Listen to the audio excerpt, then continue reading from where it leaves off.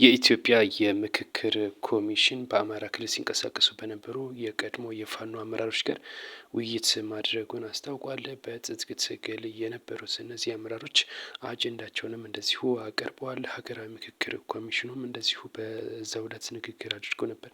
1334 ወረዳዎችን የወረዳ ተወካዮችን አግኝተን አነጋግረናል። በአገሪቱ ማለት ነው እንግዲህ 1334 እንደዚሁም ደግሞ የቀድሞ የፋኖ አመራሮችም እንደዚሁ ያላቸውን ወደ ጫካ ያስገባቸውን አጀንዳቸውን እንደዚሁ አቅርበዋል ነው የተባለው። በዚህም እንግዲህ ኮሚሽነሩ እንደዚሁ አርአያ ስላሴም እንግዲህ ኮሚሽነር የተለያየ ሀሳቦችንም አንስተዋል በወቅቱ ማለት ነው። እንግዲህ በትጥቅ ትግል የሚመጣ ለውጥ የለም፣ ለዘላቂ መፍትሄም አይጠቅምም ሲሉ እንግዲህ እንትን ብለው ሀሳብ ሰጥተዋል ማለት ነው።